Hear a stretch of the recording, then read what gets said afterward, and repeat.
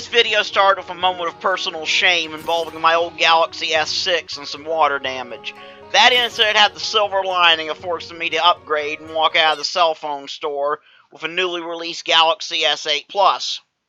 This is relevant because discovering its built-in recording for games inspired me to attempt reviewing mobile titles. The game we have today, Asami The Furry Samurai, which I hope I'm pronouncing right, is at its core a simple and slightly addictive freerunner that I find myself getting way too immersed in. Even as I sat down to do another quick bit of play to record last-minute footage and refresh myself and prep for writing this script, I ended up playing for 10 minutes.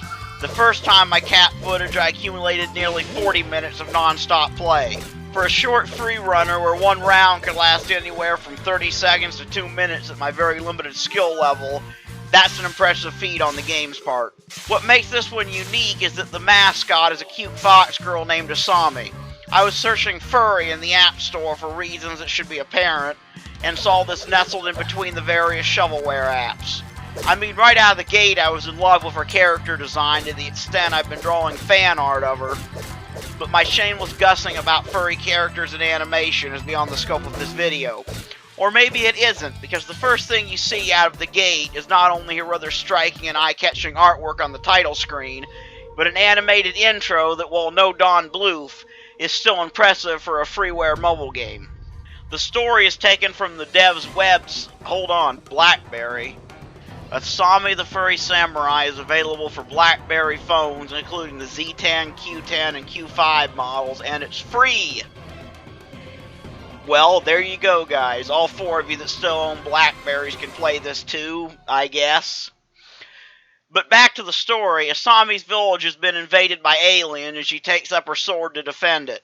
Hey, it's no Dust and Elysian Tale, but I'll take what I can get. The actual gameplay consists of swiping up and down to move Asami, and there's also an attack function performed by swiping forward to lunge and attack some enemies that can't just be charged. The first of these special enemies is a large purple version of the standard enemy with a knife, and the second is a power-armored alien that takes multiple hits and will self-destruct if not killed quickly enough. There's also bombs to avoid that resemble unexploded ordnance, pearls that give you bonus coins, and these bonus coins are the game's play everyday gimmick, because every day you can collect 5 pearls, and once you collect those 5 pearls, you get 250 bonus coins, and there's also vases to smash, which will give you more bonus coins.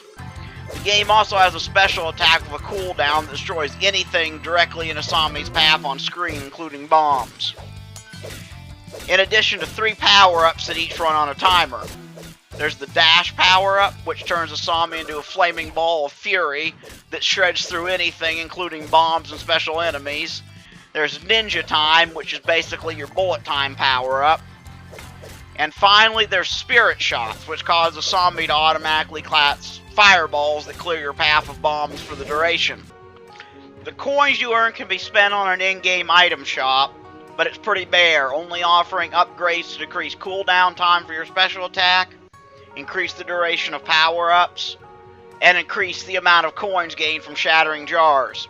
The basic progression consists of avoiding obstacles, killing enemies, and collecting stuff for a set distance, and after this you face an alien craft that serves as a boss. You fight this craft by first avoiding several missiles until Asami catches up, after which you're prompted to tap the screen rapidly to slash at it until its health depletes. Rinse and repeat, and with each wave, the enemies become harder, the waves become faster, and waves 3 and 4 add the tougher enemy types mentioned earlier. This is technically a freemium game, but it's not something trying to drain your wallet because aside from the sparse ads and option to gain coins by signing up with their sponsors, through the game it doesn't really shove its business model in your face. No premium currency or items that cost real money to be seen. I found this refreshing in a climate where even games from big companies like Marvel Puzzle Quest try to bag for money at every corner. It makes the game feel more casual when I'm not constantly being artificially restrained with premium currency or having punishments enacted for not buying the in-game power-ups like cooldown times between rounds. That being said, it's not flawless, and there are times here and there the controls can feel unresponsive and slow. This can make controlling Asami smoothly a task that's tricky to master, and make tight movements to grab certain collectibles daunting. The very limited arsenal of upgrades can also make the game feel repetitive, without much to change up the gameplay or make you feel like you're making Asami stronger. If the devs ever make a sequel to this, expanding the gameplay with more upgrades and possibly more mechanics, it's something I'd love to see happen, especially if that involves more story elements akin to what Sonic Runners had.